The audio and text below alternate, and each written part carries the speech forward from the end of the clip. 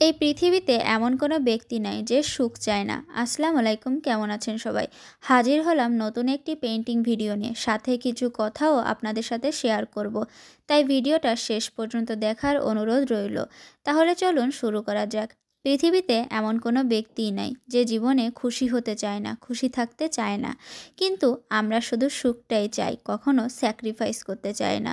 আমরা সফল হতে চাই কিন্তু কষ্ট করতে চাই না। জীবনে সুখী হতে গেলে কিছু জিনিসকে কম্প্রোমাইজ করতে হবে। অনেক সময় পছন্দের জিনিসও ত্যাগ করতে হয়। আসলে সুখ একটা উপলব্ধি, এটা কোনো বস্তু নয়। আর এই সুখকে উপলব্ধি করার সর্বপ্রথম শর্ত হলো জীবনে যা কিছু হচ্ছে সেটাকে অ্যাকসেপ্ট করা। আমাদের জীবন অনেকটা গ্রাফের মতো। আমরা চাইলেও বছরের প্রতিটা দিন সমান যাবে না, প্রতিটা মাস সমান যাবে না, চাইলেই প্রতিটা মুহূর্ত সমান যাবে না। জীবনের সব সময় সুখ আসে না, কখনো আপ আবার কখনো ডাউন আসবে।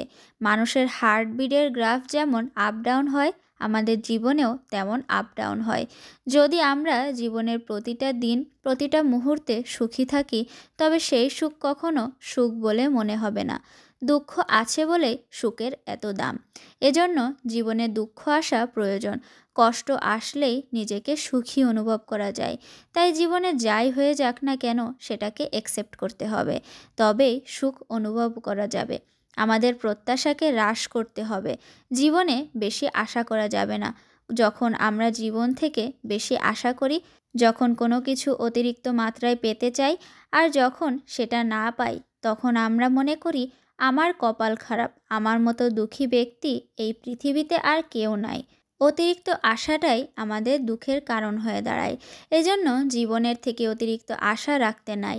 আমরা যদি আমাদের আশাটাকে কম রাখি, আর সৃষ্টিকর্তা যদি খুশি হয়ে আমাদের অনেক বেশি কিছু দেন, তখন আমরা নিজেদেরকে খুশি মনে করি। তাই নিজেকে সুখী অনুভব করানোর জন্য, খুশি থাকার জন্য এক্সপেকটেশন কম রাখতে হবে। কখনো অন্যের সাথে নিজেকে তুলনা করবেন না। মনে রাখবেন, তুলনা আপনার কৃতিত্বের আনন্দকে মেরে ফেলে। আমরা অন্যের ভালোটার সাথে নিজের খারাপটাকে তুলনা করি, এজন্য তুলনা আমাদের হতাশার কারণ হয়ে দাঁড়ায়। অন্যের সাথে নিজেকে তুলনা করা বন্ধ করে দিলে নিজেকে সুখী বলে মনে হবে।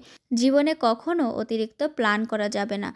অতিরিক্ত পরিকল্পনাও আমাদের দুঃখের কারণ হয়ে দাঁড়ায়। আমাদের জীবনটা আনস্ক্রিপ্টেড। চাইলেই জীবনটাকে নিজের মতো সাজানো যাবে না। যেটা ওপরওয়ালা ঠিক করে রেখেছেন, সেটা যে কোনো মূল্যে হবেই।